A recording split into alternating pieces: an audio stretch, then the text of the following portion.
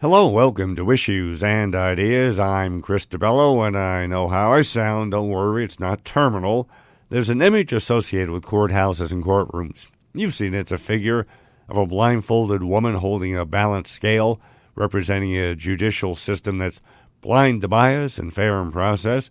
Certainly a valid, important foundation, but it doesn't always apply. Example, every year in New Jersey, there are 115,000 evictions filed.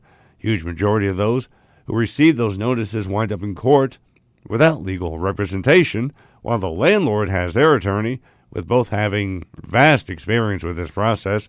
Our first guest today is here to share how a program in limited use already in New Jersey. It's already proven to have multiple benefits, not just for the person facing eviction, can and should be expanded. She's managing attorney of the Housing Justice Project at Seton Law School Center for Social Justice, Ann Kassalow. Thanks for being here today, Ann. Thank you for having me today. A couple of websites. We do have them on the homepage, too, for Seton Hall University at shu.edu, and for the law school, law.shu.edu. And again, they're over at our homepage as well. So paint the picture for us, Ann. When a tenant who receives an eviction notice goes into court, what are they contending with and what are they absent of? Yeah, thank you for, the framing of this discussion. I am an attorney that's been representing tenants facing eviction for about 10 years now. And now I manage the Housing Justice Project at Seton Hall Law School. So I continue to represent tenants, and we also are sort of looking at this issue from a wider angle. And, there's a catchphrase out there that housing is a human right, which it absolutely should be, but it's not a recognized right by the government. For example, when someone is facing the loss of their liberty, when they're facing incarceration for criminal charges, they're provided an attorney to represent them through the public defender's office so that, their rights could be protected through that process. When somebody is facing eviction, they're not provided an attorney by the government. So as you mentioned, 96% of tenants are going to eviction cases on their own without the benefit of an attorney. I'll tell you a little bit about what the eviction court process looks like and what these tenants are facing. When a landlord files an eviction complaint for any reason, there is 3 weeks until a trial date can be scheduled. So a tenant receives the court paperwork, and then they have to go to court within 3 weeks and possibly face the loss of their home. As you mentioned, most landlords are represented in this process, and there are 115,000 eviction cases filed every year in New Jersey. So the courts, frankly, are overwhelmed with the number of cases, and they have to process them as quickly as possible. So when a landlord goes in with an attorney, they get what they want, and the tenant is there without an attorney. The tenant doesn't know what their rights are, what their protections are, and the court doesn't have time to properly process these cases.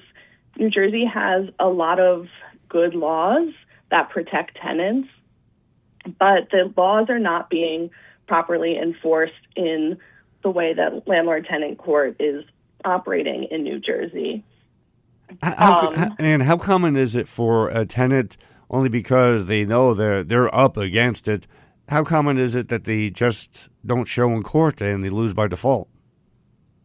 That's a great question. It's frequent. People don't, have the ability to take off work to go to court. They just presume they're going to lose. Sometimes people default in court because they actually never got notice of their trial date. Service is not, it doesn't require in-person service to serve somebody about their eviction court date. So sometimes people miss the court notice. So the default rate is quite high for people who just don't even show up for tenants who don't even show up to court. I bet a lot of people, too, think that, and attorneys do pro bono work, but it's very limited only because they have a job, a career responsibility to the respective firms that they work for.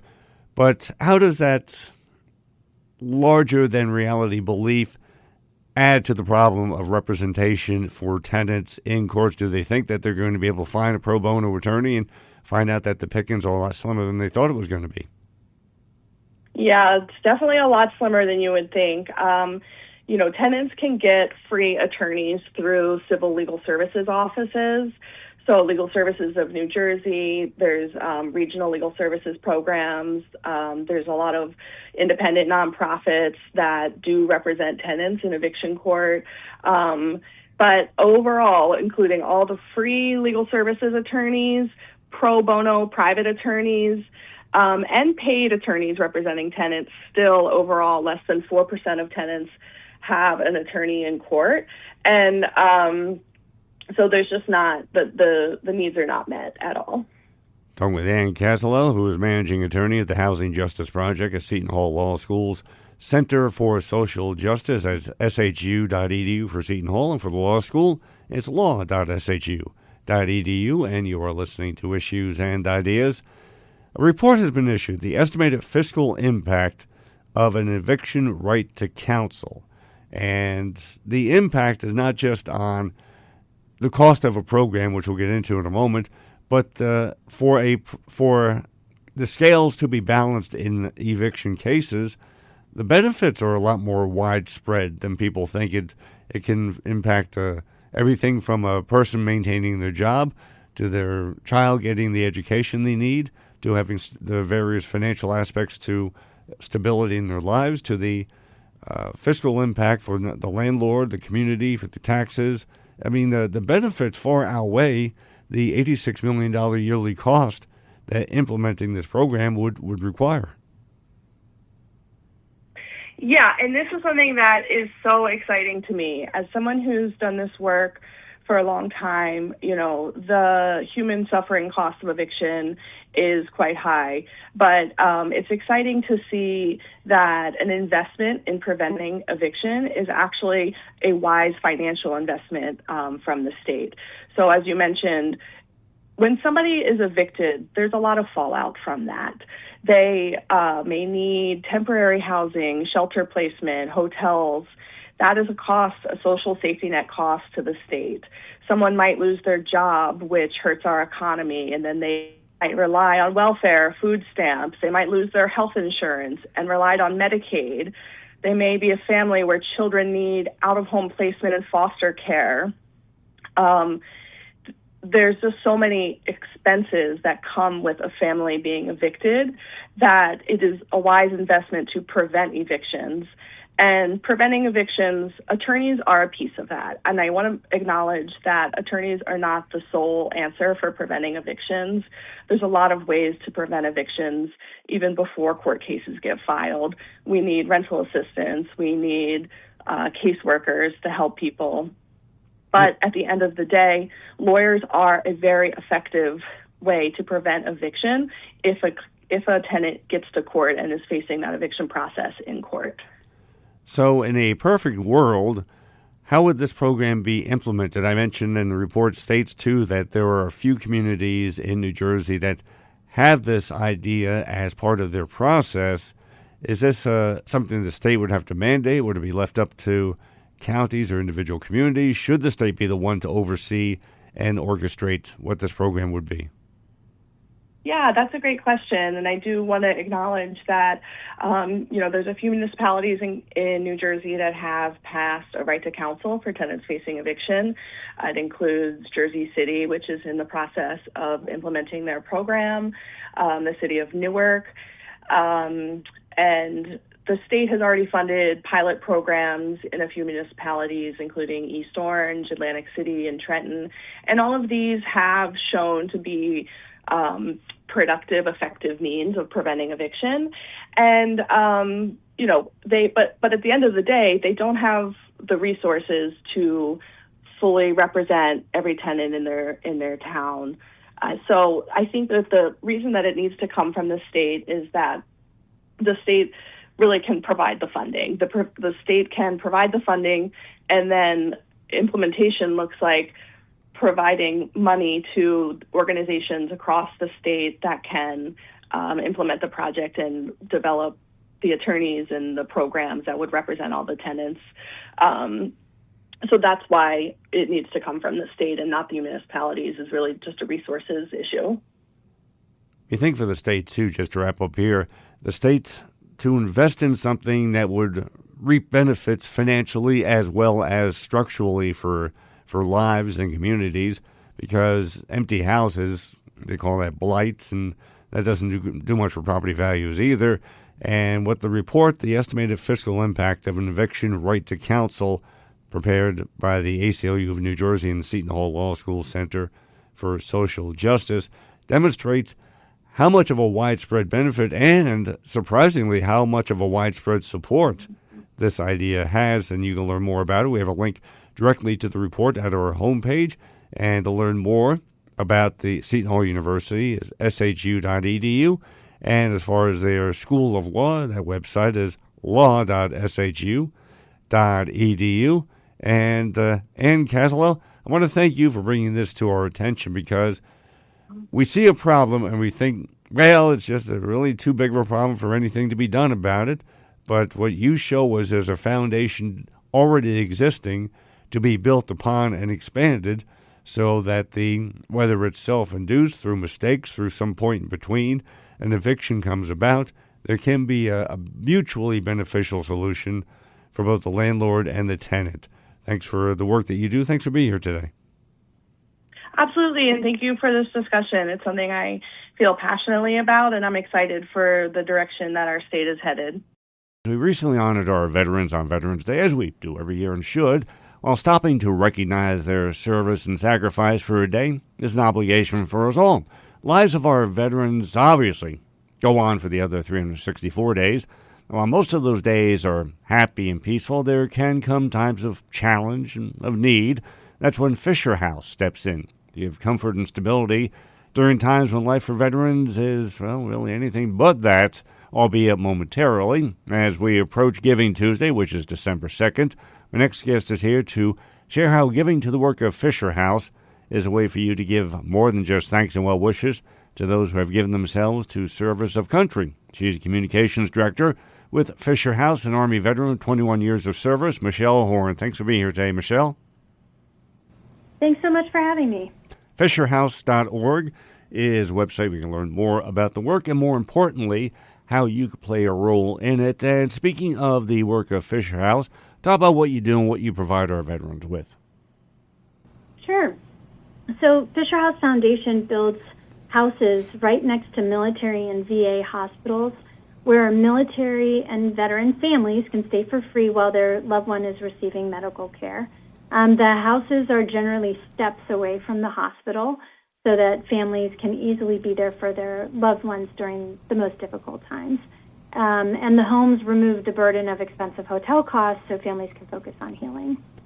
Oh, and certainly you don't have to worry about an Uber driver or renting cars because you're, as you said, steps away from the medical facility. How many states are you in? How many homes do you have currently going? Yeah, so we have 100 houses across the country. We're in most states. We're not quite in every one of them, but we're in most of them. And we're really, when you look at, I think you're in the Pennsylvania, New Jersey area, right? Correct. In your area, we've got one, probably closest is the Bronx. We've got another one in Pittsburgh, which is a bit away. But we've also got one in Dover, which is a very special house. That's for the families of the fallen. So we have houses all over the country. Many times people are traveling far for their medical care, and that's what the point is that it's not necessarily where you live, it's where you're going to be getting that care.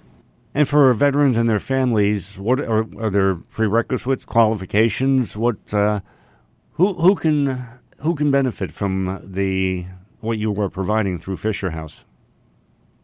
Yeah, so any service member or veteran or a service member's family member who's receiving care in a military or VA hospital is eligible to stay at a Fisher House. And we don't define who that family is. So it's for their family, but that might be a best friend, somebody they were in the service with. It could be an aunt, an uncle, a child. It really could be anybody and they just need to be outside of a 50-mile range, so they have to be more than 50 miles away. But then they could stay as long as they're receiving medical care. There's never a cost to stay at a Fisher House, and if they need to come back, they're welcome to come back. It's a service that really is there for life. I've seen dual military couples who have a child born prematurely, and they're in the NICU, and those dual military couples are staying there. And I've seen a veteran who's in hospice have his family be able to be there for his final moments. So we're a lifelong resource for military and veteran families. I'm sure, too, because the families are staying, there's multiple units in every Fisher House home, that the families have, there must be some really strengthening bonding that goes on between families with everything happening that's of health concerns for the people they're there for and they're with. There is. It's really special what happens inside the houses. Each house has a giant kitchen with I say giant, but they have a giant, island in the kitchen. And so many times that you'll walk in and there'll be families just gathered around drinking coffee and telling stories. It's just like, any house. The families come together, or family members come together in a kitchen, in a living room, in the dining room, and they share their stories. It means a lot for people who are going through really difficult times because they can share their stories, they can talk about their challenges and get that off their chest, but also be a resource for each other. And it's really a beautiful thing that happens, and it happens in every single Fisher House. I've seen it over and over and over again. And certainly good, too, when times of challenge, we often, just human nature being what it is, we put ourselves on an island, think it's only us going through this, and what Michelle just described alleviates and overcomes that self-induced isolation that so many of us put ourselves in. We're talking with Michelle Horn, who is Communications Director of Fisher House, fisherhouse.org, their website, and you are listening to Issues and Ideas. Just to give you the magnitude of this service, over the existence of Fisher House, they've provided over 12.5 million days of free lodging. So think of last time you went to a hotel or even a motel, and what was the nightly cost? Multiply that by 12.5 million times, and that will give you the magnitude of what Fisher House has done. That's saving families over the course over $650 million in housing, plus all the incidentals, and you don't have to worry about renting a car, paying an Uber, whatever the case may be. So number might even be more than that, closing on $1 trillion sooner versus later, I think, too. So none of this happens on its own. You definitely need people power, both financially and volunteer-wise. Talk about how a person listening right now, if they're hearing this, saying, you know what, it's great to do a thank you to our veterans once a day, but it's even better if I can do more than that. So how can people become a part of the work of Fisher House? Yeah, you can go to fisherhouse.org, and we have so much information about ways to get involved. We like to talk about giving your time, talent, and treasure. Talent or time, you can do volunteering. Just reach out to a local Fisher House to see how you can help. Talent, you could host a fundraiser or even find some other activity like making quilts and donating them to the house, or making cards that say thank you for your service, things like that. And then treasure, of course, donating money is very helpful. We do continue to build houses. We've got a house under construction right now in Montrose, New York. We've got a house that we're trying to build starting in December in West Palm, Florida, West Palm Beach, Florida. And then we've got another house, a second house being built in Pittsburgh. So, donations help with that, most definitely. And the great thing is on Giving Tuesday, our partner, 84 Lumber, is actually going to double our donations. So they're matching up to $100,000. So every donation will be doubled, which is huge. So there you go. For you listening, I'll tell you what. I'll put $10 down. You do the same, and let's help the work with Fisher House grow even further, even faster, to help more of our veterans. Is that a deal? All right, good. FisherHouse.org is where you can do that. Giving Tuesday is December 2nd. She is Communications Director of Fisher House, Michelle Horn.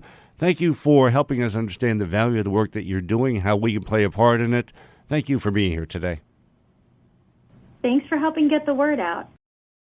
It's time once again for Trump said it. Mr. President, for your family to be doing business in Saudi Arabia while you're president, is that a conflict of interest? And Your Royal Highness, the U.S. intelligence concluded that you orchestrated the brutal murder of a journalist. 9/11 families are furious that you are here in the Oval Office. Why should Americans trust you? And the same to you, Mr. President. Now, who are you with? I'm with ABC News, sir. You're with who? ABC News, sir. Fake news. ABC fake news. One of the worst in the business. But I'll answer your question. Thank you. I have nothing to do with the family business. I have left, and when I've devoted 100% of my energy. What my family does is fine. They do business all over. They've done very little with Saudi Arabia, actually. I'm sure they could do a lot.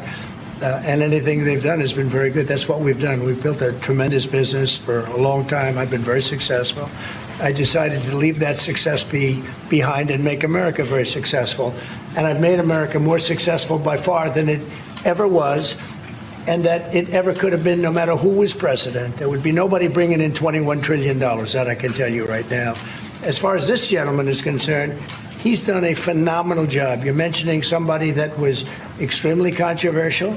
A lot of people didn't like that gentleman that you're talking about. Whether you like him or didn't like him, things happen, but he knew nothing about it, and we can leave it at that. Merriam-Webster Dictionary defines the word hoax as an act intended to trick or dupe. Recently, Donald Trump called the affordability issue regarding food a quote-unquote hoax. Now, how can he tell, since Trump also ordered his administration to end all federal reports and studies on hunger in America? However, the truth can still be learned thanks to a recent effort by Hunger Free America. They've just released the report, Affordability Crisis plus Middle Class Decline Fuels Soaring U.S. Hunger. Here to present some of the report's findings is State Policy Director with Hunger Free America, Kim Moscaritolo. How are you today, Kim? I'm well. Thank you for having me. Well, thank you for this work that you're doing, and you can get the report as well at hungerfreeamerica.org, and I'd advise you to do it because the level of the problem you think there is versus the level of the problem that there actually is, I think you're probably going to find it a much more larger problem than you might have been assuming. And I do want to add this into the conversation before I forget, Kim. This is according to Politico.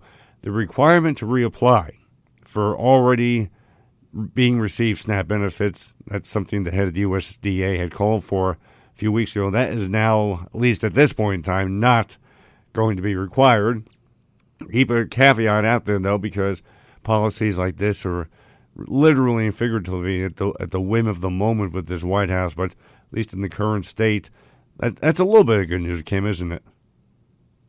It is. I mean, to be clear, SNAP recipients are all required to periodically recertify to ensure that they still are eligible for the program. So it was really unclear what this reapplication was going to entail, since we already essentially require that of participants. But it was adding a lot of confusion and a lot of stress. So we're glad to hear that at least for the time being, there doesn't seem to be a change in that particular recertification process.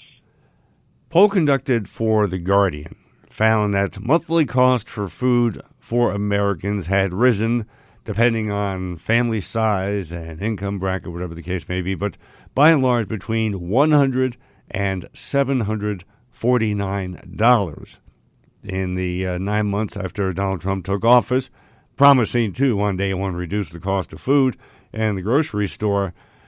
The problem is a lot bigger than a lot of people are thinking. I mean, it's great to be able to go to a food bank event, or I know here in Northwest New Jersey they do a Stuff the Bus 3-day event to help the Northwest New Jersey County Food Pantry.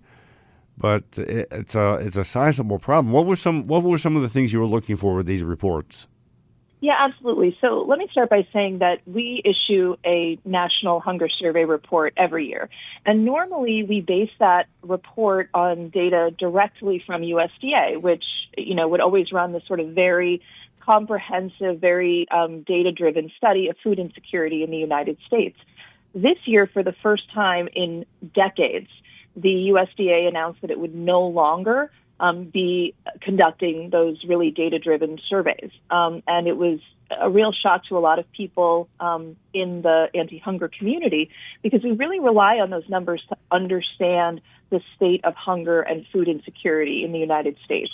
We had a feeling we may not be getting great data from USDA, so this year, Hunger Free America, we took it upon ourselves to do our own surveys. And so we did a national survey of over 1,700 U.S. families with an annual income of below $100,000. And what we found, I don't think would shock anybody, but the numbers are pretty clear. 81% of the people who were surveyed said that the prices that they paid for food and other basic living costs had increased, either greatly or somewhat in the last year. 55% said it was harder to afford the amount and quality of food that their household needed. And probably one of the most devastating numbers that we found was that in families with children, 27% said they were forced to buy food that was less nutritious for their children, and 22% said they had to reduce portion sizes for their children. And that's just a devastating number in a country as rich as the United States, to think that there are families with children potentially going to sleep hungry without enough food. So, on the one hand, we certainly weren't surprised by these numbers, but it's still really heartbreaking to hear them and to understand what families are going through in this country. Or if the families are buying food, it's lower quality food. I've seen it in the stores where they're reaching for those $1.79 TV dinners, or they're doing the food shopping at it's not really a dollar store anymore, but it's still called the dollar store, and you get food for $1.50. But again, quality, it's not there, and health-wise, it's not exactly the best for the kids either. It's not, and we've said for a long time, we want people to eat nutritious food, but we believe that the way we do that is by incentivizing healthy buying. So that means obviously making it more available, making it more affordable. There are cities like New York City, for example, has a program that offers extra funds for people to buy fruits and vegetables at their local farmers markets. So we believe that, we want people to eat healthy, and the way we do that is by making that healthy food as available to people as possible. Looking at some of the breakdowns of the studies in the report too, this goes across as many demographics as you want to think of. I mean, let's look at party affiliation. Republicans, Democrats, Independents all say by a vast majority in the 80-plus percentile that prices have increased. Absolutely, yes. What we found was that across all of the political spectrum, people were feeling the pinch. I mean, it's not really something that can be denied. Food prices, for a variety of reasons, have gone up, and people are having a harder time affording that food. So whether you are a Democrat, Republican, unaffiliated with a political party, across the spectrum, people are feeling the pinch when they go to the grocery store. So this is absolutely a nationwide problem. Talking with Kim Moscaritolo, who is State Policy Director with Hunger Free America, about the report affordability crisis, plus middle-class decline fuel soaring U.S. hunger, which you can read for yourself as well at hungerfreeamerica.org. And you are listening to Issues and Ideas. People say that the SNAP program, well, that fills the void, but does it really, Kim? Does SNAP supply a significant answer to the food insecurity that a growing number of families are feeling? So we at Hunger Free America strongly believe that at the end of the day, the way we solve hunger in America, the way we solve hunger in America is through policy decisions. That means ensuring that everyone earns a living wage, ensuring that people have access to affordable health care, affordable child care, affordable transportation. Because when folks don't have those things, the first thing they tend to do is cut their food budget. So without question, that is the true answer to hunger in America. That being said, when people don't make enough money for whatever reason, we strongly believe that we need a robust social safety net, and that includes programs like SNAP. SNAP provides more than 40 million Americans with a lifeline, a way to make sure that they and their families can be fed when times are tough.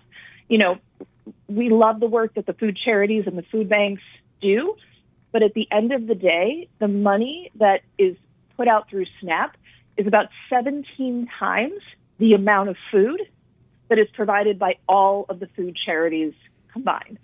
So when the government cuts that funding, there is just no way for any of these food charities and nonprofits to fill the gap. So we absolutely need SNAP in this country to fill the gap so that people who either fall on hard times or just don't make enough money to pay all of their bills and buy all the groceries they need are still able to get by and are still able to go to bed with some food in their stomachs. But is it also a mistake, though, for someone to believe, well, that person's on SNAP, well, they're covered. They got everything they need through the SNAP program. When you look at the statistics, it varies obviously from state to state, but pulled up the numbers here for New Jersey since that's where we are right now. The average SNAP benefit per person is $194.63. I mean, it's a nice addition. It's a good cushion, but it's not the end-all, be-all answer. No, that's correct. I mean, it's right there in the name. It's the supplemental nutrition assistance program. So it is meant to be supplemental. And the problem is that in so many instances, people's wages are so low, they're not working enough hours. Prices have increased so much. I mean, if you look at the numbers just in the New York metropolitan area, food prices have increased significantly over the past 5 years. And there's a number of reasons for that. But at the end of the day, people go to the grocery store and their bills are significantly higher.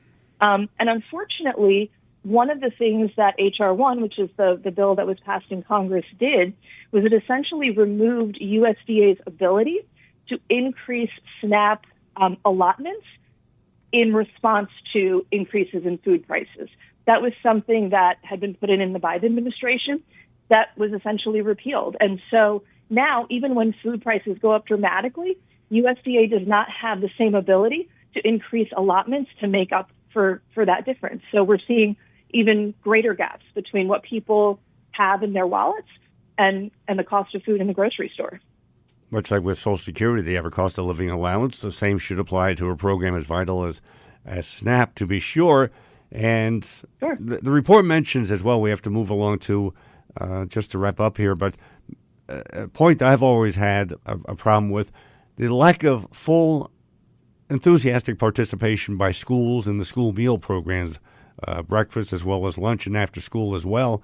And some of the school districts, they have miserable rates of participation, and a higher participation rate now more than ever is important and would certainly play a huge role in alleviating the problem.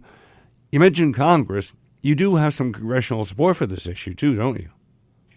Yeah, there is. And it really varies state by state. Even though there is money that is provided by the federal government, at the end of the day, the states are the ones who administer these programs, and as well as the school districts. And so, we are seeing states like, for example, just this past year, New York finally, made it the law that every school would have universal school breakfasts and school lunches, and that's great. And there are other states that have done that as well. But there are some that, still really lag. And it's not just about whether or not it's available. It's about making it easy for people to participate. So, for example, with school breakfast, we're really supportive of the idea of either a grab-and-go breakfast or a breakfast in first period class. Because when you're asking families to drop off their children even earlier in the day to get breakfast right away, you're cutting off participation for people who can't get to school early for whatever reason. So the idea with these programs is not just that they are there, but that they are easily accessible by the people who need them, and that we create an environment where people feel comfortable accessing these programs, where nobody feels any kind of stigma, and where it's available to everybody so that nobody feels like they have some sort of stigma if they are the ones accessing the school lunch or the school breakfast. So, we've certainly come a long way on this, but there is still so much work to do to make sure that every single child has access to free school meals for both breakfast and lunch. The report again is affordability crisis plus middle class decline, fuel soaring U.S. hunger. If you think this issue is a hoax, read this report and you'll find out where the true hoaxing lies, and that's with the people claiming this issue is a hoax. You can find the report, more information, and more ways to get involved with Hunger Free America, their website, hungerfreeamerica.org. She is our state policy director for Hunger Free America, Kim Moscaritolo. Kim, Thanks for the information, the stats, and the truth about a very important issue which can't be allowed to get any more serious than it already is. The reversal is long overdue, and the work of Hunger Free America will bring that reversal around, I hope, much sooner versus later. Thanks for being here today. Thank you for having me. For decades, the files a large part of the world wanted access to were, of course, the JFK assassination files. One document release was followed by another each time, leaving people still wanting for more. Are we on that same path with the impending release of the Jeffrey Epstein files? Will any degree of a lack of full transparency be the result of following the law, or will it be cause for conspiracies? Our next guest is very familiar with classified documents, the release process, and paths to access of them. He's a former FBI operative who wound up bringing down fellow FBI agent and Russian mole Robert Hanssen. He's an attorney, cybersecurity expert, speaker, and author. His latest book, Spies, Lies, and Cybercrimes, Cybersecurity Tactics to Outsmart Hackers and Disarm Scammers. Eric O'Neill. Thanks for being here today, Eric. Yes, thanks for having me on. EricO'Neill.net. Find out more about Eric's public speaking service and his books as well. And yes, his previous book did tell the story of the Robert Hanssen incident. If you want to catch up on that bit of history, and maybe if time allows, we'll do the same with Eric as we talk here. You first heard the files now signed and sealed. What are your expectations about them being delivered now? Well, having been on both sides of this equation, a FBI investigator who was producing redactions, which means that anytime we had information that was going to be disclosed, and much of what I was working on was top secret or higher, we would literally, back in my day, take a very heavy, thick black marker and cross out the information that we didn't want to disclose. Today it's a little bit different, but it took time. And then I was on the other side as an attorney, national security attorney, challenging the government for over-redacting. I will tell you that the training for government officials is to over-redact because it could be devastating if critical information was inadvertently disclosed. So I think that we will see over-redactions here. And I will be surprised if the Department of Justice meets the 30-day deadline that is in the congressional act leading to the release of the DOJ's investigation into Jeffrey Epstein, which is what we're calling the Epstein files. Now, they have 30 days, according to the act, unless they can beg for more time, to release everything that doesn't come under a bucket of exclusions to those investigative files. And then 15 days after that to explain what they chose to exclude. And there are a number of ways that the government can exclude documents, and we can get into those if you like. Absolutely, but just with that 30-day notice, are they a victim of their own reliance on Donald Trump? Because he basically did a 180-degree turn on the file release. So instead of preparing for what we later saw to be inevitable, they instead just sat on it status quo. So they made it more challenging for themselves, I believe. Yeah, that's certainly true. But on the other hand, any time that there is a request for release of information, and remember, any of us who are U.S. citizens or any entity or organization can submit what's called a Freedom of Information Act request or FOIA request to any government agency saying, I want to see documents. I'm a citizen. I have a right to see. And then that government agency usually says, it's going to take us 30 to 45 days. It depends on their particular regulations to get this information back to you. And that gives them time to do the redactions. So 30 days is actually a pretty short time frame for such a large investigative file. And that's why I think that they will get close to the 30-day mark and then ask for more time. And even through a Freedom of Information Act request, you can still get back pages, which are nothing more than large black squares of black ink. Yes, and actually what they do now, because everything's digital, is instead of seeing just a lot of black, you just see a blank page, and there might be a bracketed sentence that says entire page redacted, right? And now what they'll have to do after we see all the holes in information, and I bet that will be the juiciest bits of the information will not be in there, the DOJ is going to have to explain why they redacted, and there will be a number of reasons that they can use to explain it. But I think that what we don't see will actually be illustrative of a number of things, including whether there are open investigations, whether there are cooperating witnesses that have had their names removed, and perhaps some insight into where the DOJ had planned to go in the past and now where they're going in the future. Certainly, it's almost a reverse jigsaw puzzle. Same thing has happened over time with the JFK assassination files. A lot of the researchers were wanting to know because they had seen the absence of a name they said was key, George Gianninides. And that last document dump, included Gianninides' name, but not much other than that. So sometimes a release doesn't give answers, it creates more questions.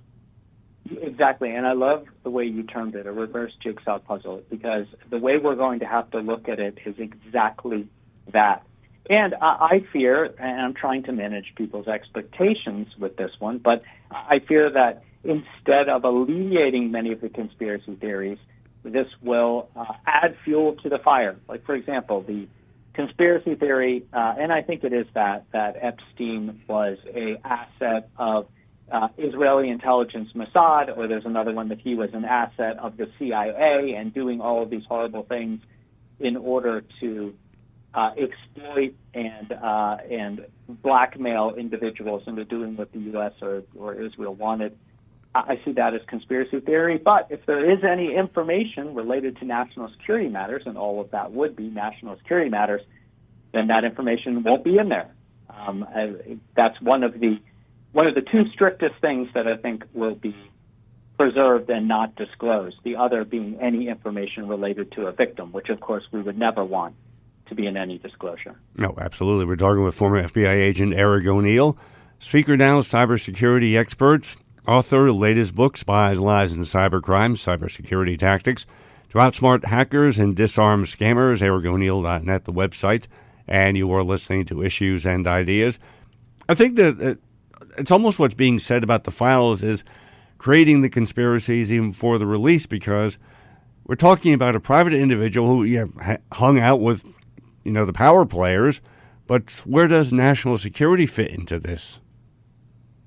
Right. I don't think it does. But there have been conspiracy theories because when you don't have information and when you have, in a way, this investigation has been a black box to the public, then there is conjecture over what could be behind it, or why we're not seeing the information, right? Or why the list hasn't come out. There are so many people who believe that there is a detailed client list that Epstein kept that has all of the bad actors who were abusing young children, which is the primary allegation against Epstein. And of course, we want that list if it exists because we want to punish those guilty people who allegedly collected, a heinous act, perpetrated a heinous act on the youngest and most vulnerable. Either the list is there or it's not, or it's just names in different parts and scattered and a lot more complicated than people would like it to be. But when a lot of people believe there is something, a list like that, and no list is revealed, then they build stories and ideas around why that would not be revealed. That plays back to what Pam Bondi said on Fox News one time, that she had the list on her desk and reviewing it, and she's been hedging that bet ever since. I think what's been missing from a lot of the discussion, Eric, is hanging over all this through the federal government document release. Doesn't the Epstein estate still possess a pretty big chunk of files and photos and other elements of Jeffrey Epstein's life that they don't do they have to submit those into federal overseers before release, or can the estate just release them to the Congressional Oversight Committee on their own? The state can do anything they want with their documents. Now, those would have already been, I would suspect, seized by the Department of Justice and FBI, and will be part of this still ongoing investigation. It seems like after all these many years, Certainly they could do that. More victims could come forward and make accusations. It's just that public scrutiny is not something that probably the estate or many of the victims want. And remember that one of the primary victims who did come forward ended up taking her life. And because sometimes the scrutiny together with the trauma can lead to those sort of extreme outcomes. In the whole case it can be devastating for the victims, and I got to say, I certainly hope that there are ongoing investigations. That when we do see this information, we see a bucket of information that is not revealed, and indicates that there are ongoing investigations by the FBI and DOJ into potential criminals who were co-conspirators or took part in the trafficking of young people.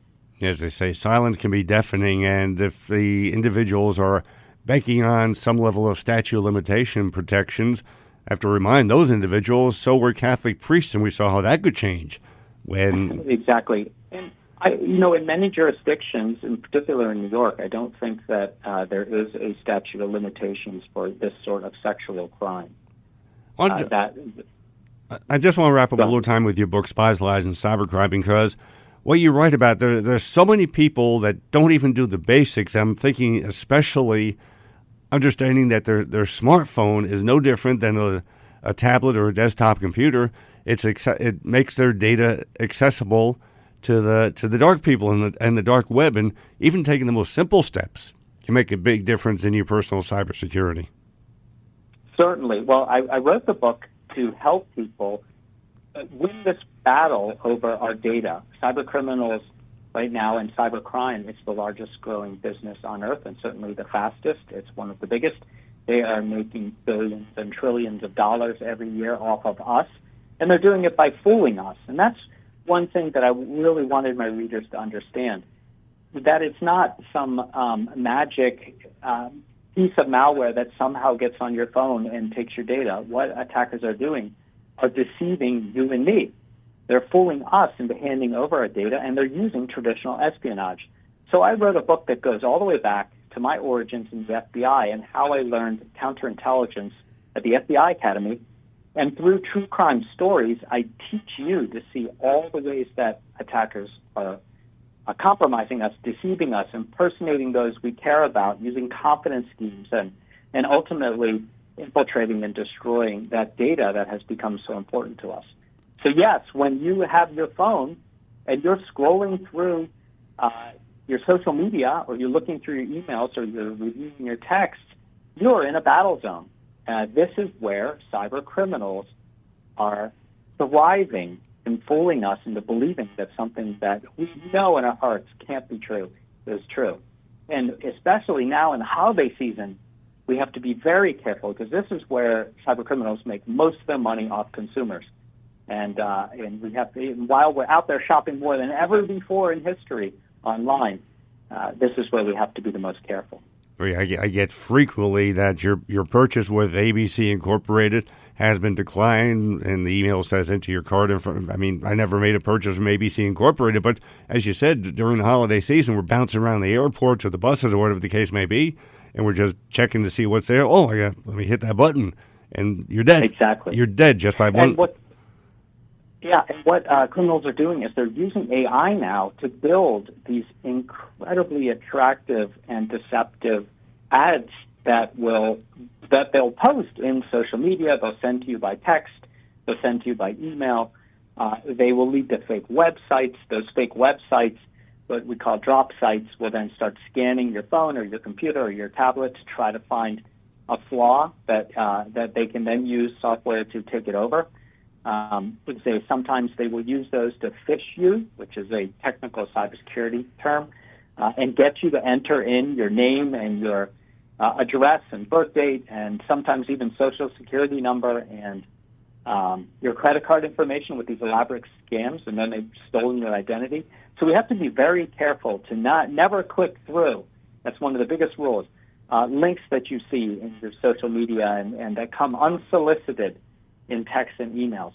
You always want to just delete that and then go directly to the store that you think is giving you that amazing deal, 70% off, today only. This will be gone in 1 hour, right? Too good to be true, and it probably is.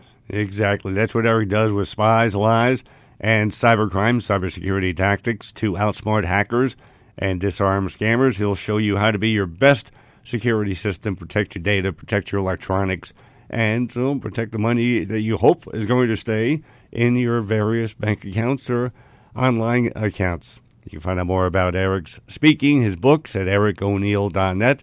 Eric, thanks for helping us better understand, too, what's to come, what to expect, and how to, in a way, when we see what comes out, play a little detective work on our own as trying to determine what's missing and what that tells us. Thanks for being here today. And Chris, thanks for having me, and just know that I will be looking very closely at whatever the DOJ discloses and writing about what I think didn't make it in there and what it means. Last week we began to study the answer given to us in God's Word to the question Pontius Pilate asked Jesus in John chapter 18, verse 38, which was, what is truth? I first pointed out how Pilate missed the point made by Jesus earlier in John chapter 18, verses 36 and 37. See if you can remember what I said Pilate missed. Jesus answered, my kingdom is not of this world. If my kingdom were of this world, my servants would fight so that I should not be delivered to the Jews, but now my kingdom is not from here. Pilate therefore said to him, are you a king then? Jesus answered, you say rightly that I am a king. For this cause I was born, and for this cause I have come into the world. I shall bear witness to the truth. Everyone who is of the truth hears my voice. Jesus speaks of the truth, not a truth. It's the truth that Jesus brought to us from Father God. We then looked at how to find the path to the truth, and if you missed that teaching, it's on our audio page of our website. Now let's see how the Bible helps us realize when we find the truth. And if we hang out with the ungodly, we wind up believing lies instead of finding the truth. This is what Proverbs chapter 29, verse 24 tells us. Whoever is a partner with a thief hates his own life. He swears to tell the truth, but reveals nothing. The truth does not weigh on us in any manner, as Jesus reveals in John chapter 8, verses 31 and 32. Then Jesus said to those Jews who believed him, if you abide in my word, you are my disciples indeed, and you shall know the truth, and the truth shall make you free. The truth comes from the love that God shows us through his Son Jesus. We read in 1 Corinthians chapter 13, verses 4 through 7, of how it's the truth that shows us what love is, just as love reveals the truth to us. Reading here, love suffers long and is kind. Love does not envy. Love does not parade itself, is not puffed up, does not behave rudely, does not seek its own, is not provoked, thinks no evil, does not rejoice in iniquity, but rejoices in the truth, bears all things, believes all things, hopes all things, endures all things. I think the most direct way to put it is that the truth comes and only comes from God and through his Son Jesus. Let's turn to James chapter 1, verses 17 and 18. Every good gift and every perfect gift is from above and comes down from the Father of lights, with whom there is no variation or shadow of turning. Of his own will he brought us forth by the word of truth, that we might be a kind of first fruits of his creatures. Okay, you need something a little more direct than that? Here's what Paul teaches us. In Ephesians chapter 4, verse 21, if indeed you have heard him and have been taught by him, as the truth is in Jesus. Now, as we know, there are the stubborn among us who deny the truth and instead seek a truth which is more comfortable or user-friendly for them. One poor choice many make is embracing judgment as the truth. There's a warning about that, which we find in Romans chapter 2, verses 1 and 2. Therefore you are inexcusable, O man, whoever you are who judge, for in whatever you judge another you condemn yourself. For you who judge practice the same things, but we know that the judgment of God is according to truth against those who practice such things. Jesus talks about those who turn away from the truth so they can try but fail to hide in the darkness. Jesus says this in John chapter 3, verses 19 through 21, and this is the condemnation, that the light has come into the world, and men loved darkness rather than light because their deeds were evil. For everyone practicing evil hates the light and does not come to the light, lest his deeds should be exposed. But he who does the truth comes to the light, that his deeds may be clearly seen, that they have been done in God. Why is it so important for us to embrace and live the truth? Because turning away from the truth can lead you to only one other, and I would hope it's a fate that you do not want. We receive this warning in 2 Thessalonians chapter 2, verses 7 through 10. For the mystery of lawlessness is already at work. Only he who now restrains will do so until he is taken out of the way. And then the lawless one will be revealed, whom the Lord will consume with the breath of his mouth and destroy with the brightness of his coming. The coming of the lawless one is according to the working of Satan, with all power, signs, and lying wonders, and with all unrighteousness, deception among those who perish, because they did not receive the love of the truth, that they might be saved. So instead of letting that be your eternity, build your spiritual life with what Jesus tells us in John chapter 4, verse 23 as your foundation. But the hour is coming, and now is when the true worshipers will worship the Father in spirit and truth, for the Father is seeking such to worship him. Be sure to check out our website, issuesandideasradio.com. That's where you'll find more information about the guests who joined us here on the show today. Also, access to our social media pages, podcast pages, all through the site, features, downloads, audio, video. You'll find all that and more at issuesandideasradio.com. Always grateful and thankful for your time and your attention. Very special and valuable to us. I want to wish you a very happy Thanksgiving, and be sure to join us this time next week for our next edition of Issues and Ideas.